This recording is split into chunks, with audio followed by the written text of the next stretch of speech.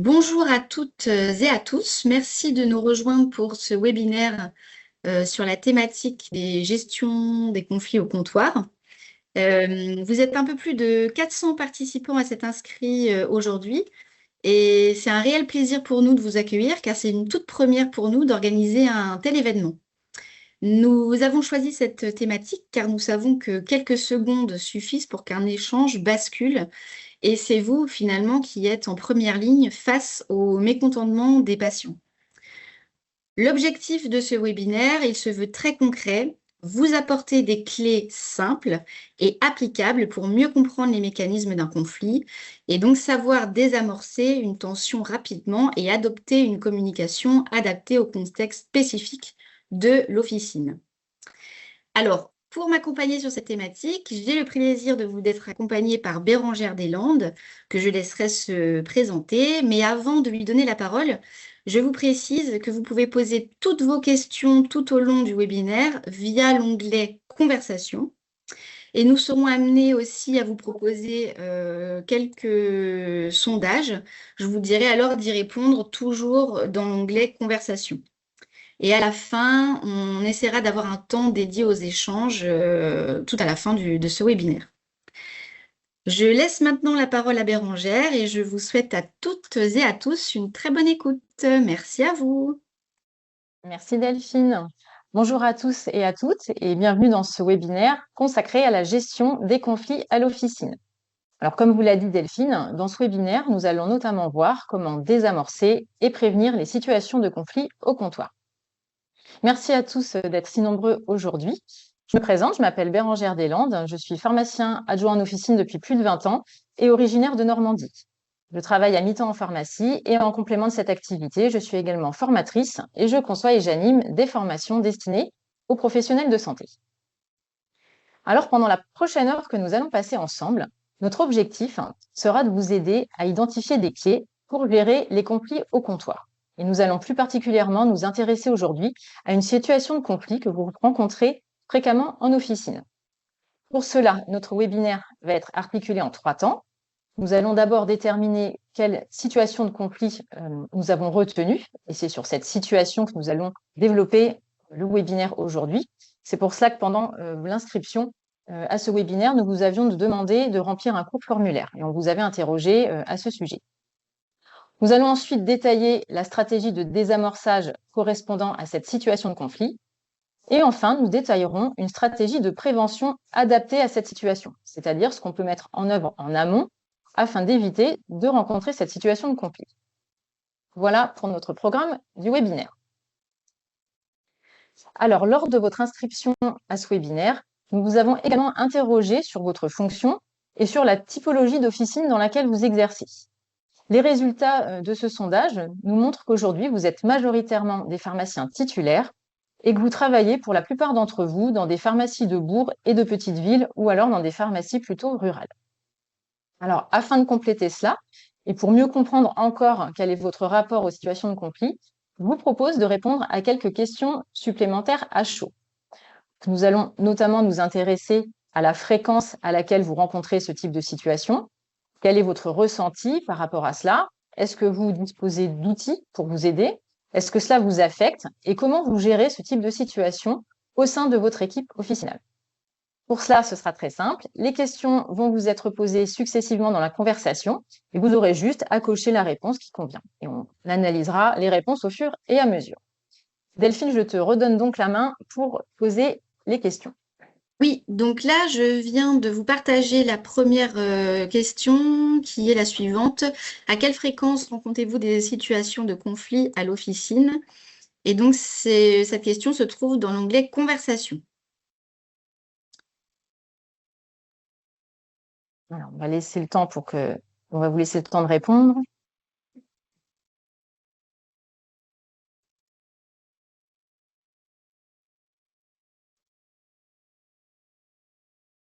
Il y a une tendance qui commence à se dégager, hein. Visiblement, vous êtes finalement une majorité à rencontrer occasionnellement des situations de conflit. On n'est pas non plus sur une fréquence maximale.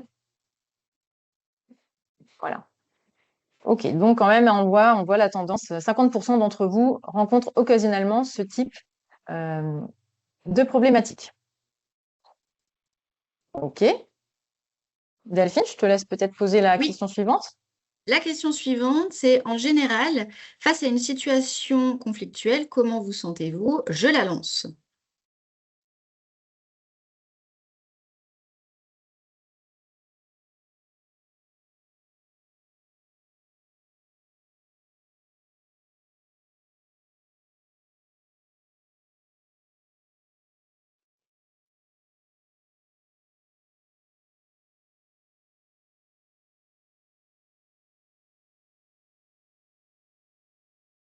Ok, donc pareil, là encore une tendance. La majorité d'entre vous vous sentez parfois en difficulté, mais pas systématiquement. Ok. Donc, situation rencontrée occasionnellement et ça vous met parfois en difficulté. Ok. Alors, Delphine, Je question lance la suivante. suivante.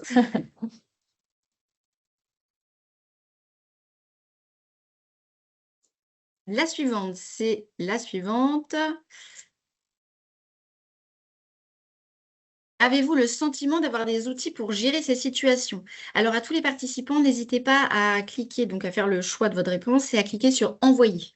Comme ça, on a bien toutes les réponses.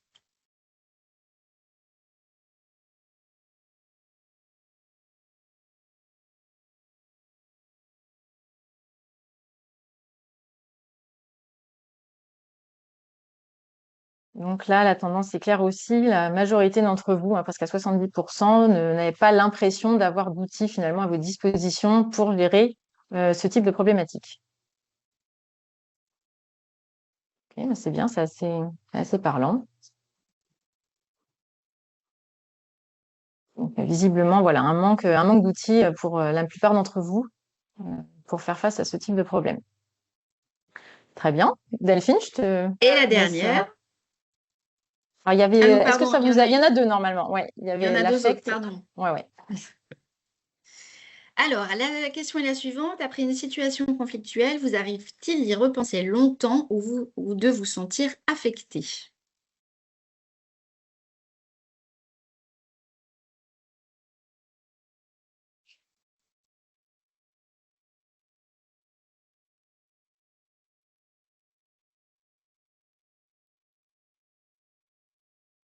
Donc, hein, pour la majorité, c'est quand même quelque chose qui vous affecte, on va dire, à plus ou moins long terme, puisque vous y Oui. repensez quand même régulièrement ensuite.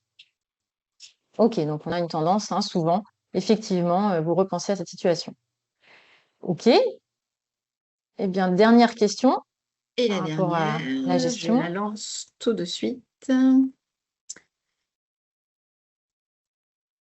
La question, c'est la suivante. Dans votre officine, les situations de conflit sont-elles gérées et ou débriefées en équipe?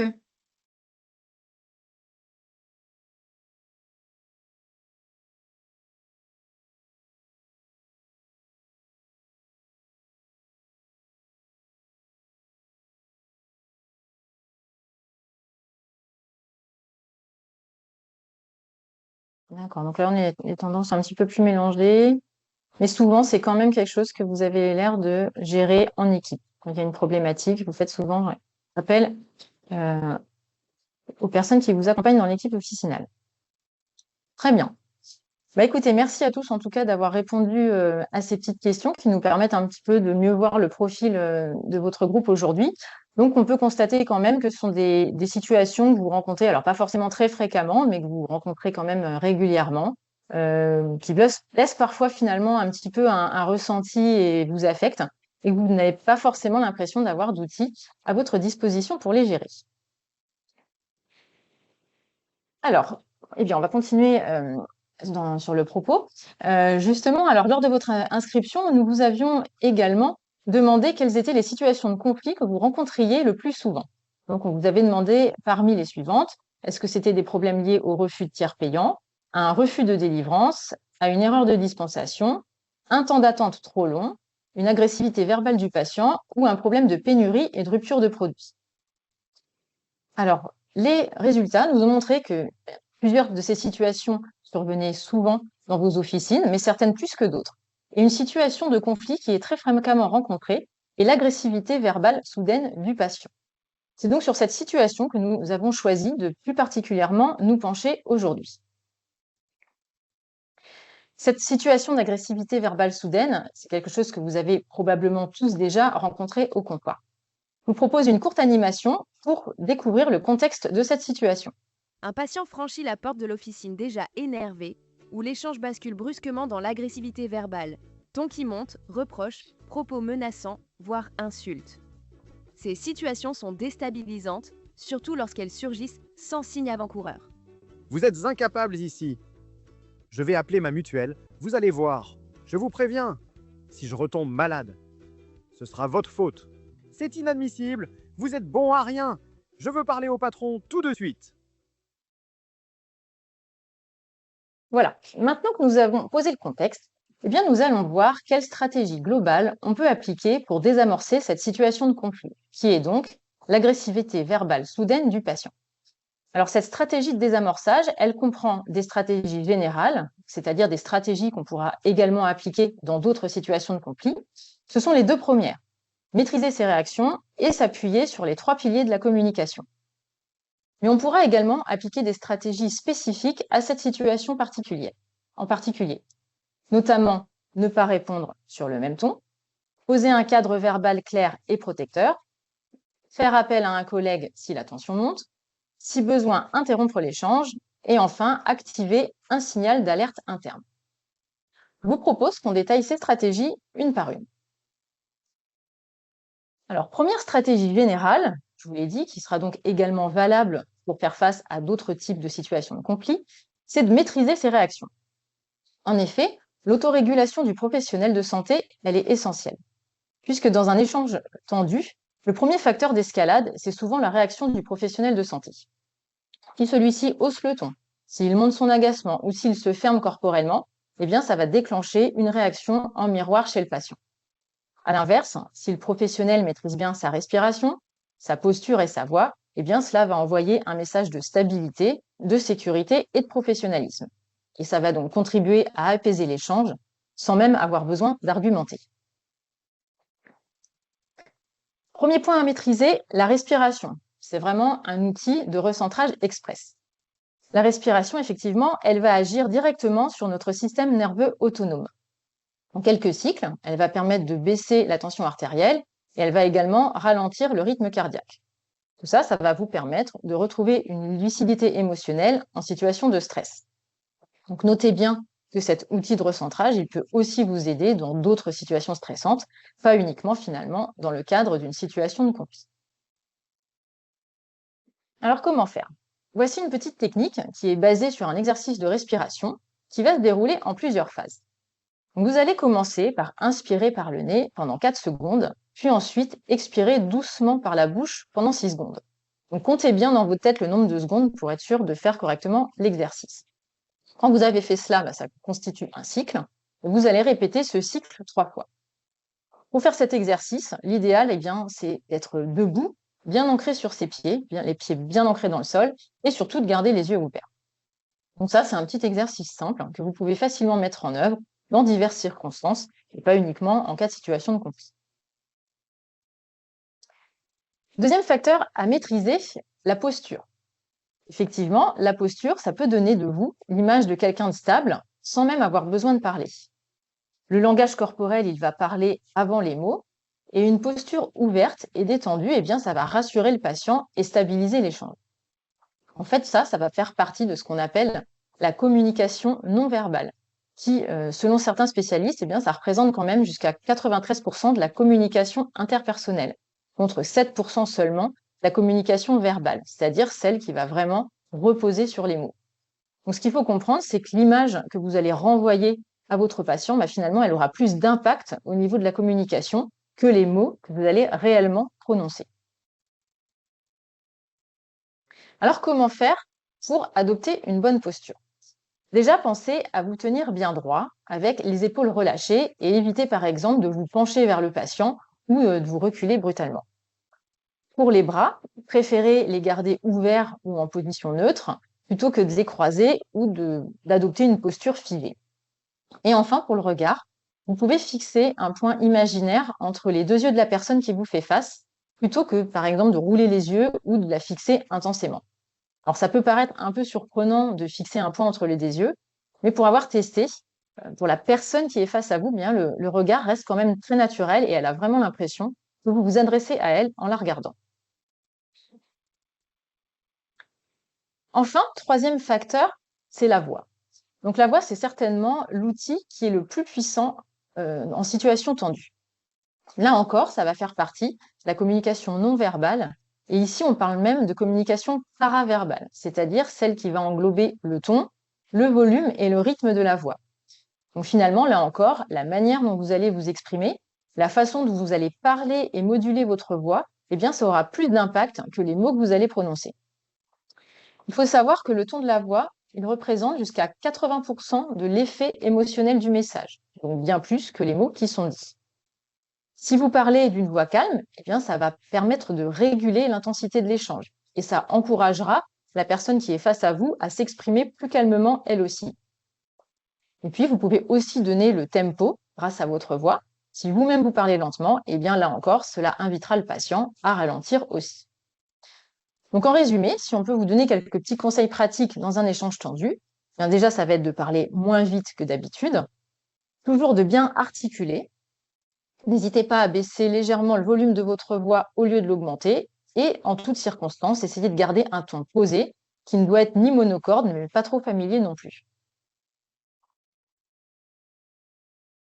Alors, deuxième stratégie générale pour désamorcer cette situation de conflit, s'appuyer sur les 3 piliers de la communication. Alors, ces piliers de la communication, ce sont en fait des piliers relationnels que l'on va pouvoir activer en situation de conflit. Premier pilier, c'est l'écoute active. Deuxième pilier, c'est l'empathie. Et troisième, c'est la communication non violente qu'on désigne par l'acronyme CNV.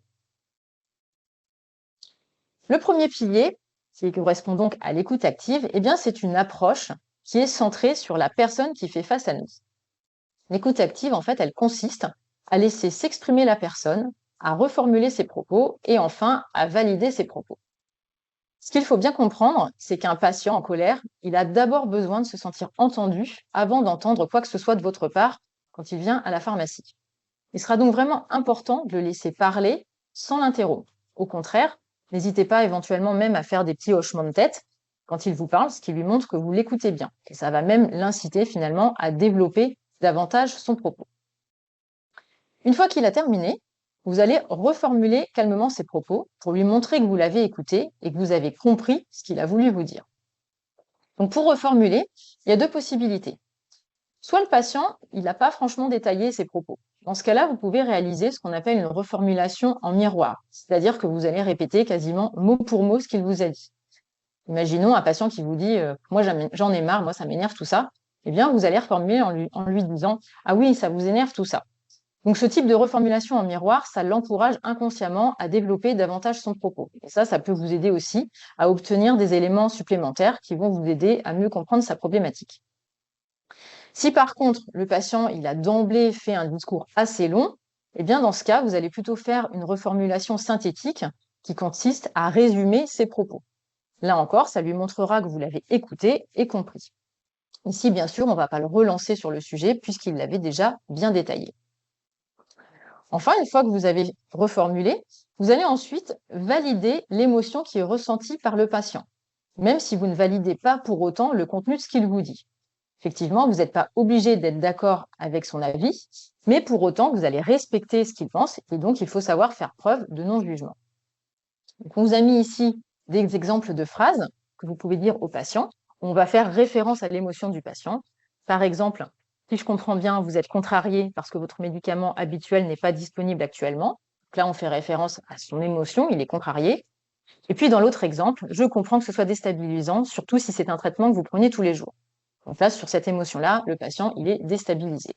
Donc, on reconnaît, on valide vraiment ce qu'il ressent comme émotion. Après l'écoute active, le deuxième pilier de la communication, c'est l'empathie. L'empathie, en fait, c'est comprendre ce que l'autre vit sans pour autant absorber ses émotions. Vous allez juste chercher à vous mettre à sa place. En effet, vous allez vous connecter à l'émotion de l'autre sans la nier, mais il ne faut pas se l'approprier pour autant. C'est pour ça que c'est à bien différencier de la sympathie. La sympathie, eh bien, face à un patient, si je ressens de la sympathie, eh bien, je vais compatir, je vais ressentir l'émotion de l'autre. Par exemple, si j'ai un patient qui vient au comptoir, qui m'apprend une mauvaise nouvelle et qui pleure, eh bien, je vais pleurer avec lui. À l'inverse, avec l'empathie, je vais reconnaître l'émotion du patient, mais dans tous les cas, je vais rester centré pour l'aider. Ça veut dire qu'il va falloir qu'il ait une certaine prise de recul. Donc là encore, voici quelques exemples de phrases utiles que vous pouvez dire à vos patients. Je vois que cette situation vous affecte. Ce que vous vivez semble difficile. Je comprends que ce soit une contrainte inattendue. Enfin, troisième pilier, la communication non violente, comme je vous l'ai dit, qui est désignée par l'acronyme CNV. C'est une méthode de communication qui a été formalisée dans les années 70. Elle a pour but, en fait, de s'exprimer sans accuser la personne qui est face à nous. Donc, c'est vraiment une approche de communication qui a pour but de favoriser des échanges respectueux. Elle permet de poser des mots justes, sans aggraver le conflit, et ça va donc aider à maintenir une relation constructive, même en cas de désaccord. Cette communication non violente, elle repose sur 4 étapes, qui sont observation, sentiment, besoin et demande. La première étape, l'observation, eh bien, ça consiste à observer les faits de façon objective. Il va falloir rester factuel sur ce qui s'est passé. Ensuite, deuxième étape, sentiment, eh bien, vous allez reconnaître les sentiments qui découlent de cette situation. Donc, soit ça peut être les sentiments du patient et ou vos sentiments à vous. B, besoin, ça consiste à exprimer quel est votre besoin par rapport à cette situation. Et ça enchaînera donc sur la dernière étape, D, demande, c'est-à-dire que vous allez formuler votre demande par rapport à cette situation, ce qui permettra finalement d'apporter une solution à la problématique qui a généré le conflit initial. Alors, pour illustrer ça, voici un petit exemple de communication non violente qui va par exemple s'appliquer à un patient qui est énervé parce que sa carte vitale ne marche pas. Première étape, vous allez observer sans juger. Vous restez factuel. Votre carte vitale n'a pas fonctionné. Deuxième étape, vous allez reconnaître le sentiment qui découle de cette situation. Exprimer un ressenti. Ici, vous reconnaissez le ressenti du patient. Je comprends que ce soit énervant. Quelque part, vous allez là encore valider un peu son émotion, comme tout à l'heure dans l'écoute active. Troisième étape, vous allez exprimer votre besoin par rapport à cette situation. J'ai besoin de vérifier les droits pour respecter les règles de remboursement.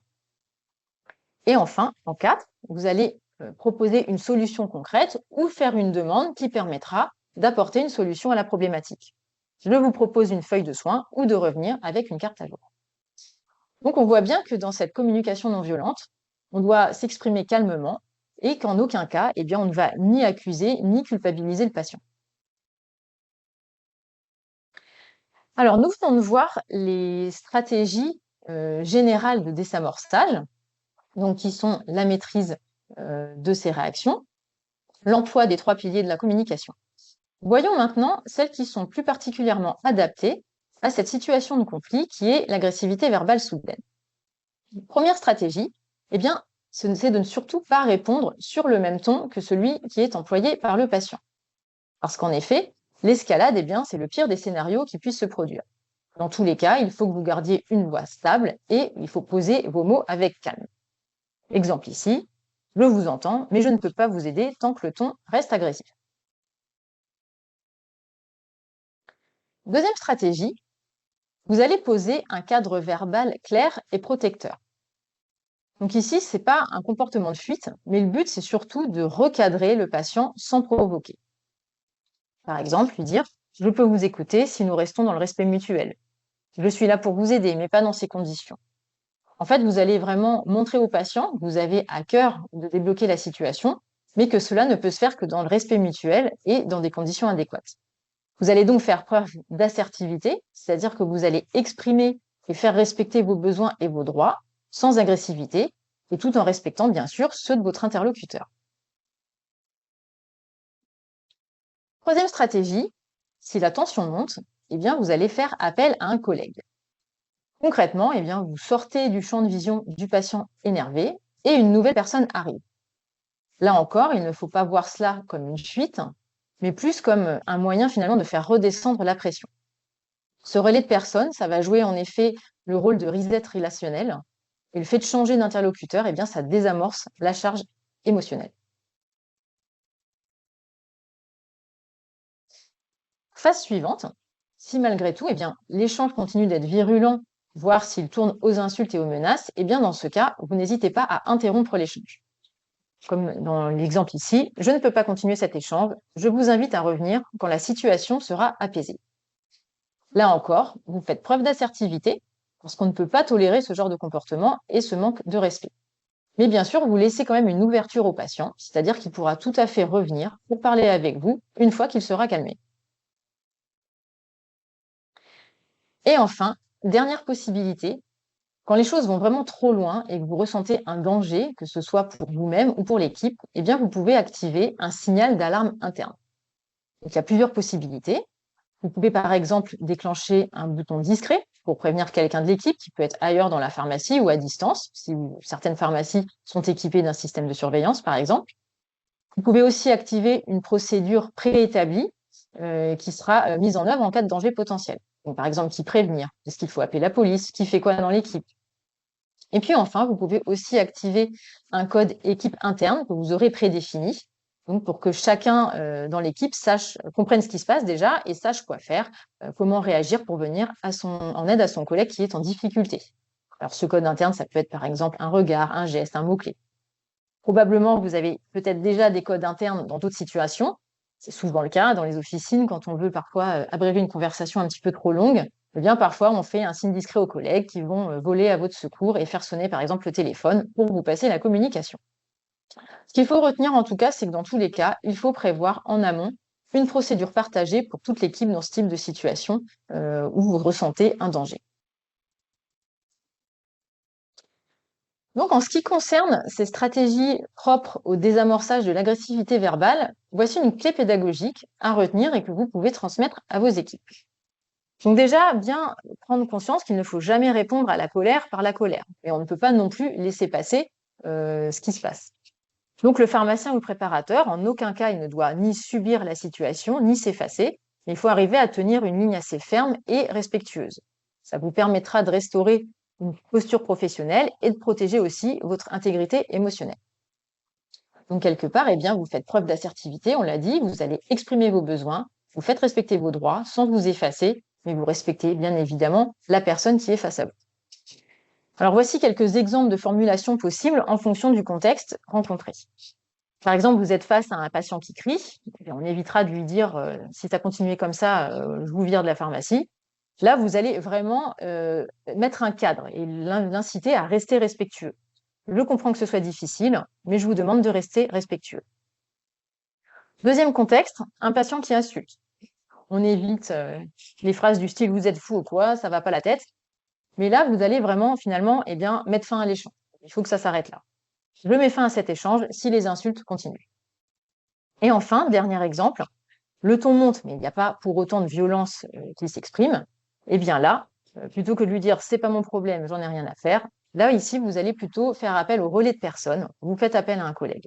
J'appelle à un collègue pour qu'il prenne le relais, ce qui permettra, on l'a vu tout à l'heure, eh bien, de faire redescendre un petit peu la pression.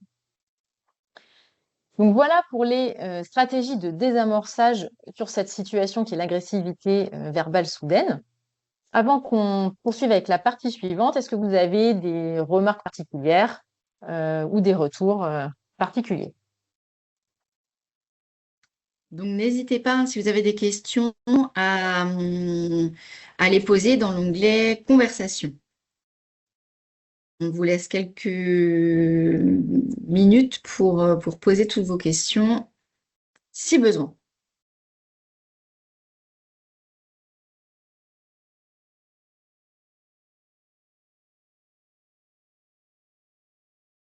Alors, pas de questions particulières, visiblement. C'est clair, pas de questions. Très bien. Ok. Ah, super. Comment faire avec un patient psychiatrique? Alors, effectivement, oui, parfois les patients sont sous l'effet du médicament. Là, c'est tout ce qu'on vous a dit aujourd'hui, il reste toujours applicable, hein, bien sûr, toujours faire preuve quand même d'assertivité, savoir recadrer. Et si par contre vous ressentez qu'il y a un danger, on l'a dit, bien dans ce cas-là, ne pas hésiter à à mettre en place les procédures qui seront préétablies.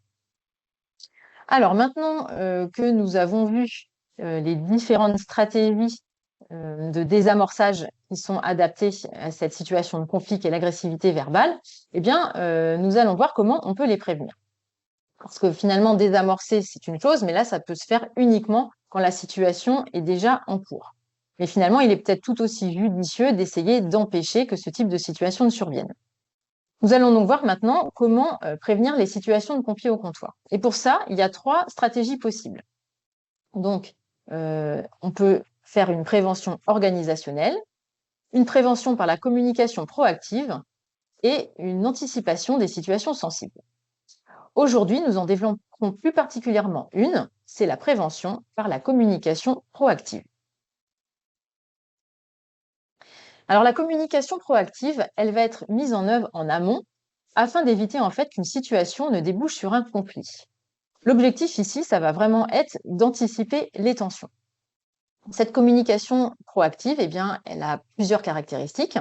Déjà, elle peut être de différentes natures. Ça peut être une communication visuelle, numérique ou verbale. Dans tous les cas, il faut qu'elle soit claire, apaisante et pédagogique. Et son but, eh bien, c'est de désamorcer les malentendus avant qu'ils ne deviennent des conflits. Pour réaliser cette communication proactive, vous pouvez donc vous appuyer sur 2 types d'outils, les supports visuels et la communication numérique. Les supports visuels, eh bien, ils vont constituer un levier silencieux, mais qui sera par contre très puissant. Puisque les tensions à l'officine, elles sont souvent issues eh bien, d'un manque d'explication qui va être perçu par le patient ou d'un décalage entre les attentes du patient et en fait la réalité du service qu'il va recevoir quand il va venir vous voir à l'officine. Et ça, en fait, eh bien, ça va générer une incompréhension chez lui et c'est ce qui va être à l'origine de la situation de conflit et aussi eh bien, d'un accès d'agressivité de sa part. S'ils sont utilisés en prévention, eh bien, les outils visuels, ils vont effectivement préparer le patient aux règles qui sont appliquées dans la pharmacie, finalement avant même qu'il ait besoin ni le temps de faire une réclamation. Puisque les choses sont affichées, il a lu les règles, elles sont écrites noir sur blanc, donc il est déjà au courant. Et finalement, ça va peut-être déjà le dissuader de rentrer en conflit sur le sujet. Ça va aussi avoir comme avantage eh bien, d'économiser votre parole, puisqu'on sait souvent on a tendance à régulièrement se répéter et au bout d'un moment, ça peut quand même générer une certaine lassitude. Et enfin, ces supports visuels, eh bien, ils vont créer un cadre clair qui vont protéger la relation entre le patient et l'équipe. Puisque ce cadre, eh bien, l'avantage, c'est qu'il sera le même pour tous les patients et les règles, elles seront appliquées par toute l'équipe. Donc, c'est important d'être congruent, c'est-à-dire qu'il faut à la fois bien appliquer ce que vous affichez et surtout, il faut bien l'appliquer pour tout le monde. On évite, bien sûr, de faire des exceptions. Vous pouvez donc anticiper les conflits eh bien, avec un visuel pédagogique préventif, par exemple comme celui-ci. Donc là, dans le cadre de l'agressivité verbale, mettre une affiche où il est indiqué « Nous vous accueillons avec respect et bienveillance, merci de faire de même ». Donc le fait de lire ce message, eh bien, ça peut contribuer à freiner certains patients qui se seraient peut-être énervés sans cela. Et puis au moins, eh bien, le cadre il est posé d'emblée dans la pharmacie grâce à cette affiche. Alors Bérangère, parce qu'il y a une question intéressante. Non pas que les autres soient intéressantes, mais on y reviendra tout à l'heure. La personne demande, nous avons déjà beaucoup d'affichage, est-ce que le patient le verra? Après, il faut bien choisir, je pense, l'endroit où vous le mettez. Il faut être judicieux. Parfois, peut-être pas mettre trop d'affichage non plus. C'est vrai que ça dépend des pharmacies. Certaines choisissent d'en mettre peut-être moins, mais mieux. C'est peut-être ce qui est le plus judicieux. Après, si c'est quelque chose qui vous paraît important, ou faire un panneau peut-être à un endroit particulier sur, pourquoi pas, les règles qui s'appliquent chez vous. Mais voilà, peut-être mieux choisir les communications et ce qui paraît le plus pertinent, si c'est des choses sur lesquelles vous voulez insister. Et on me demande si c'est aussi pertinent de le mettre derrière le comptoir bien visible. Oui, je dirais que oui. Oui, parce que l'avantage, c'est que forcément, quand le patient est au comptoir, ils ont souvent tendance à regarder nous et ce qu'il y a derrière. Donc, je pense que oui, ce sera peut-être plus facile que si c'est à l'entrée ou simplement dans un endroit moins visible, oui. Oui, et c'est tout à vrai fait. qu'une autre personne nous précise qu'il y a tellement d'affichage obligatoire que les patients n'y font plus attention. Attention. Après, oui, il faut choisir peut-être l'endroit le plus judicieux ou éventuellement. Alors après, il y a aussi certaines pharmacies qui mettent des affichages sous les comptoirs. Il y a parfois des comptoirs qui sont un petit peu transparents sur lesquels on peut mettre des choses en dessous. Donc, au moins, quand ils arrivent, ils peuvent voir. Il faut essayer de trouver, ce qui est faire, on va dire, un lien entre ce qui est obligatoire d'afficher et ce qui peut être judicieux aussi, quoi. C'est vrai que c'est pas toujours évident la visibilité. Ça, c'est quelque chose à travailler aussi en fonction de la typologie de votre officine, de sa disposition. Et, voilà. Mais c'est vrai que l'affichage peut quand même avoir un intérêt. Et alors, j'en profite pour vous préciser que si cette affiche n'existe pas encore dans votre officine, on vous l'offre sur notre site internet dans les ressources gratuites. On a créé toute une page donc que vous pourrez télécharger suite à ce webinaire. J'en reparlerai en conclusion. Très bien. Eh bien, merci pour vos interventions. Donc voilà, après cette petite affiche. Si on résume finalement sur les supports visuels, eh bien, les bénéfices que vous pouvez observer sont les suivants. Donc déjà, bien réaliser que ça va entraîner quand même une réduction de toutes les petites micro-explications de votre part. Effectivement, il y aura moins de temps passé à répéter toujours les mêmes justifications à différents patients. Donc ça, c'est un vrai gain de temps pour vous et puis ça économise aussi votre patience. Ensuite, ces supports visuels, ils vont vraiment exercer un effet tampon, puisque le patient, eh bien, il va lire la règle en amont, donc quelque part, il va moins contester directement auprès de vous. Oui, il va pas non plus exprimer son mécontentement. Donc, ça va favoriser un meilleur climat émotionnel et il y aura moins d'interactions conflictuelles, puisque quelque part, il y aura moins d'effet de surprise chez le patient, puisqu'il sera déjà informé. Et puis, on l'a dit, ça renforce aussi la légitimité de l'équipe officinale, puisque l'affichage, eh bien, ça donne l'impression vraiment qu'il y a une organisation claire et rigoureuse dans votre officine. Et surtout, eh bien, ce cadre est respecté par tout le monde et pour tout le monde. Donc ça, c'est vraiment important. Donc, nous venons de voir qu'il est possible de prévenir les conflits par l'emploi de supports visuels qui seront affichés directement au sein de l'office. Et effectivement, vous l'avez souligné, il faut choisir un endroit judicieux, que ça reste bien visible et que ça ressorte peut-être par rapport à tout ce qui est déjà affiché dans l'officine. Mais sachez qu'il n'y a pas que le support visuel qui peut vous aider, il y a aussi la communication numérique.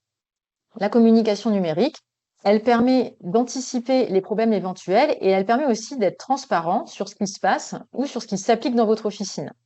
Le but ici, c'est surtout d'informer le patient avant sa venue à la pharmacie. Effectivement, communiquer en amont, ça peut préparer le patient et puis ça peut lui éviter de rencontrer une problématique une fois qu'il est arrivé à la pharmacie, une problématique qu'il avait probablement finalement pas soupçonnée. Effectivement, il y a de nombreuses tensions à l'officine qui naissent d'un effet de surprise. Donc, comme dans les petits exemples qu'on vous a mis ici, un patient qui vous dit on ne m'a pas prévenu qu'il y avait une rupture, ou je n'étais pas au courant que ce produit n'était plus remboursé, ou pourquoi vous ne m'avez pas dit que c'était un médicament générique. Donc là, la communication numérique, eh bien, si elle est bien pensée, elle peut vous permettre de transformer la surprise du patient en préparation et donc quelque part la confrontation en dialogue. Par exemple, eh bien, dans le cas du patient qui vous avait dit « on ne m'a pas prévenu qu'il y avait une rupture », eh bien, imaginons s'il a été informé en amont, il va peut-être venir à la pharmacie et son discours, ça va se transformer en « j'ai lu que mon médicament était en rupture ». Quelque part, il a déjà l'information. Donc, il va avoir anticipé et on aura un dialogue qui sera quand même moins explosif quand il se présente à la pharmacie et surtout avec moins de risque de frustration de sa part. Quelque part, il aura eu le temps de se préparer psychologiquement à l'information. Alors, quels outils vous pouvez utiliser pour cette communication numérique?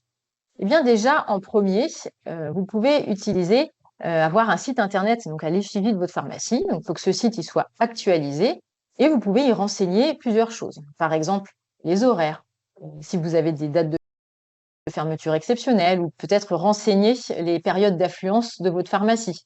Donc, ça peut permettre d'éviter que certains patients trouvent la porte fermée ou, par exemple, ils attendent trop s'il y a beaucoup de monde. Il pourra tout à fait choisir de revenir à un autre moment si, par exemple, son besoin n'était pas trop urgent. Vous pouvez mettre aussi une page rupture et délai. Ça peut être pertinent de mentionner les produits qui sont actuellement indisponibles ou qui sont en tension d'approvisionnement. Ça peut éviter aussi d'avoir des mauvaises surprises quand le patient arrive. Alors, Et Bérangère, enfin, je t'interromps oui, encore, pardon. Il y a des réactions par rapport à ce que tu viens de dire. Les participants se disent que envoyer un message à chaque patient, vu le nombre de ruptures, ça peut être conséquent. alors on va dire sur les produits qui sortent régulièrement ou peut-être pas à vous de choisir des choses qui vous paraissent pertinentes, des choses que vous sortez beaucoup. Évidemment, on ne peut pas faire du cas par cas. Mais si par exemple vous attendiez une commande, ou ça peut être aussi que c'est pas forcément du produit listé, ça peut être aussi de l'apparat ou des choses, par exemple, vous savez que vous avez des grosses rotations et en ce moment vous en avez plus, bah, vous pouvez prévenir sur ça. Effectivement, on sera peut-être pas sur forcément des produits qui sont commandés chez le grossiste. Mais imaginons que vous êtes en rupture sur une gamme ou sur un produit, pourquoi pas. Effectivement, on ne pourra pas mettre tout dans le détail étant donné l'ampleur des ruptures qu'on a actuellement. Mais bon, à vous de voir si ça peut être pertinent de cibler sur certains produits. Donc, oui, après cette autre possibilité, vous pouvez aussi préciser une rubrique questions fréquentes ou une foire aux questions. Donc là, ça peut être par exemple intéressant de répondre à des questions courantes en amont sur des sujets divers et par exemple qui reviennent souvent. Ça permettra de renseigner vos patients et puis d'éviter les problématiques une fois qu'ils sont arrivés à la pharmacie. Et là encore, ça vous évitera de vous répéter sur des choses fréquentes. Alors, de même, vous pouvez également vous appuyer sur les réseaux sociaux, donc en envoyant des posts ou des notifications sur ces réseaux. Donc, par exemple, là encore, des alertes sur produits en rupture ou une date de retour prévue. Donc, je suis d'accord avec vous, hein, on peut pas faire sur tout, mais peut-être on l'a dit, sur des gammes ou des choses que vous sortez plus particulièrement. Vous pouvez également donner des notifications, enfin faire des rappels, par exemple sur le fait d'avoir une carte vitale qui doit être bien à jour. Pensez à vérifier sur le site Amélie.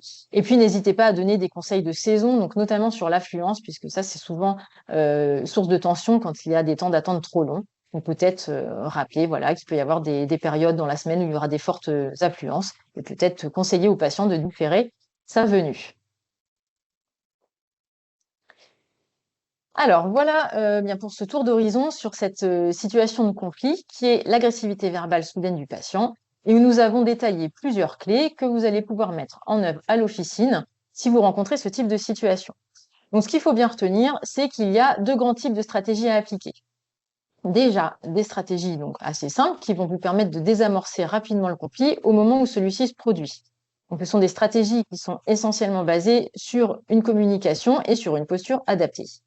Et puis aussi, il y a les stratégies que vous allez pouvoir mettre en place en amont afin de prévenir la survenue de ce type de situation. Il en existe plusieurs. Là, je vous en ai détaillé une aujourd'hui qui était la communication proactive. Alors, j'espère que cette courte présentation vous aura éclairé et permis de commencer à vous familiariser avec ces petites stratégies. N'hésitez pas à exprimer dans la conversation éventuellement vos retours et vos ressentis. Est-ce que ce sont des choses que vous appliquez déjà pour certaines à l'officine? Quels sont les éléments que vous pensez peut-être mettre en œuvre en priorité? Est-ce que ça vous paraît facile ou difficile? Donc, n'hésitez pas à vous exprimer à l'écrit, puis Delphine remontera les informations éventuellement. Oui, alors je vous lance toujours dans l'onglet conversation. C'est un mot pour finir. Ça nous permettra toujours, nous, d'améliorer nos pratiques. Bérangère, il y a une question Oui. qui n'a pas été traitée lorsque on était dans un chapitre. C'était comment réagir face à un patient. Alors attendez, je reprends juste à un patient psychiatrique ou alors pour les patients qui sont sous l'effet de médicaments et comment se comporter vis-à-vis des autres clients. Alors, par rapport aux patients qui sont en psychiatrique, je pense qu'il faut quand même arriver à toujours faire preuve d'assertivité et mettre les limites. Et après, si vraiment, je l'ai dit tout à l'heure, si vous ressentez quand même qu'il y a un danger quelconque, là, il faut peut-être quand même se servir justement des procédures qui seront mises en œuvre ou peut-être ne pas hésiter à appeler, à faire appel à un autre professionnel de santé ou je ne sais pas s'il est pompier ou autre. Enfin, si vous sentez vraiment que la situation vous échappe, vous ne pouvez pas vous mettre ni vous en danger ni votre équipe. Après, pour ce qui concerne par rapport aux autres patients, en fait, quelque part, un patient c'est conflictuel au comptoir, il faut savoir poser le cadre. Donc, c'est important aussi pour les autres patients, pour leur montrer que dans votre officine, vous faites les choses de façon structurée. Et je pense qu'il ne faut pas avoir peur de fixer les limites, même pour les autres, ça va aussi les rassurer. Pour moi, je pense que c'est important. Que faut-il Oui, que pardon. faut-il dire quand ils demandent à voir le patron après, on va voir comment ils sont. Ça dépend déjà, parfois le titulaire n'est pas forcément là, donc après, il faut parfois leur dire que c'est vous aujourd'hui qui êtes le responsable. Ça permet de poser le cadre aussi. Et si ça ne lui convient pas, et bien dans ce cas-là, l'inviter peut-être à revenir quand le titulaire sera là, bien toujours laisser la porte ouverte, mais recadrer si ce n'est pas possible. Et par contre, s'il y a besoin, on l'a dit, le relais aussi entre collègues est pertinent, puisqu'il ne faut pas hésiter à le faire. Parfois, simplement le fait de changer de personne aussi pour le patient, eh bien, ça permet aussi de désamorcer un peu et de faire retomber la pression. Donc, ça peut être possible. Oui, est-ce que tu as d'autres... Oui, je pense que, bon, alors là, on a une remarque, hein, je vais voir le patron homme et pas le patron femme, pas tolérable en Ah 2026, oui, des propos pareils. ça Bon, c'est sûr. on est d'accord. Ouais. Oui, Concernant la fiche dont je vous ai parlé tout à l'heure pour vous dire, tu sais, la fiche Bérangère qui est oui, une sur référence. oui, le support visuel sur oui, pour Voilà, exactement. accueillir avec respect, oui. Tout à fait, merci. Elle est disponible dans nos ressources sur notre site internet. Alors, je vois que dire quand ils disent je ne reviendrai plus jamais. Bah, peut-être leur dire que ils font comme ils veulent, mais que votre porte reste ouverte néanmoins. Et puis souvent, d'expérience, ils disent souvent ça, puis on s'aperçoit qu'au bout de quelques semaines ou mois, ils reviennent quand même, hein. Il y en a plein qui nous disent, si c'est ça, je ne reviendrai plus, et puis au bout de quelques temps, on les revoit comme si de rien n'était. Donc après, voilà, dites-vous que de toute façon, quand il s'énerve, vous êtes toujours là pour l'écouter, il faut lui laisser verbaliser ce qu'il a à dire. C'est son choix, vous ne jugez pas. Et puis effectivement, au bout d'un moment, eh bien, vous lui dites qu'il peut revenir quand même, vous n'allez pas refuser. Lorsqu'il y a une situation, alors je lis en même temps. Oui, les cycles de respiration ne suffisent pas toujours. C'est sûr, la respiration, c'est un outil un peu d'urgence, hein. Effectivement, ça ne fait pas tout, mais ça peut quand même y contribuer.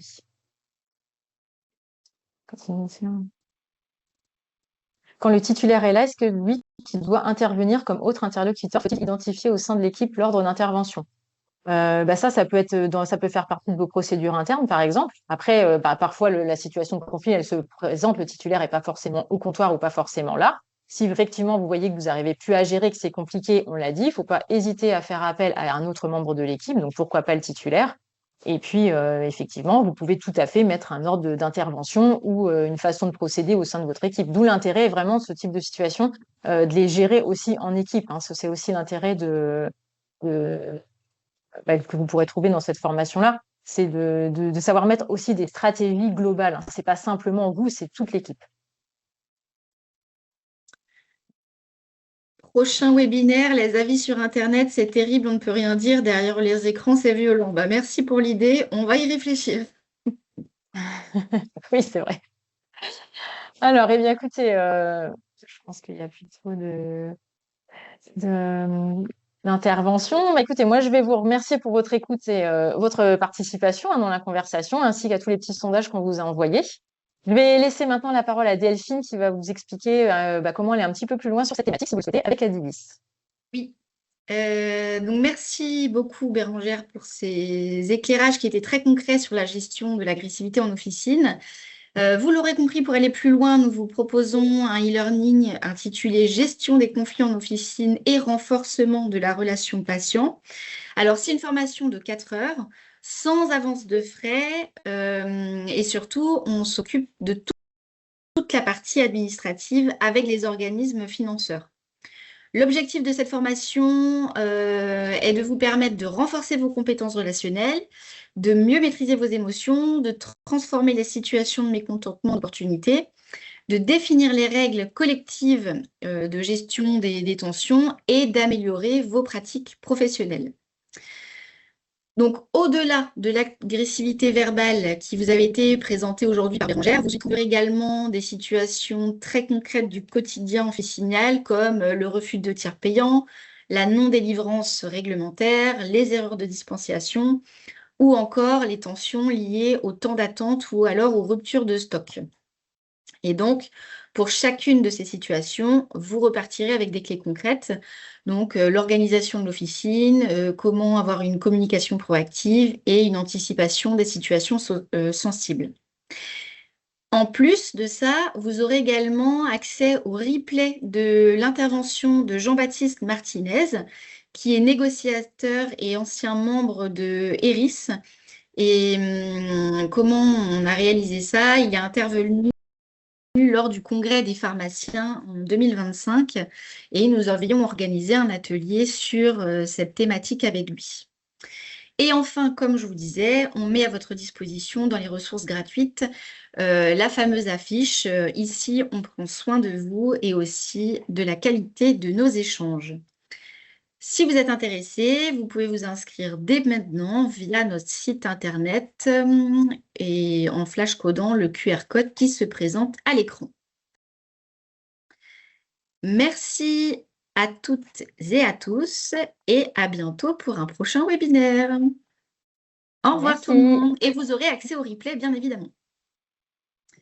Merci, au revoir. Merci, au revoir.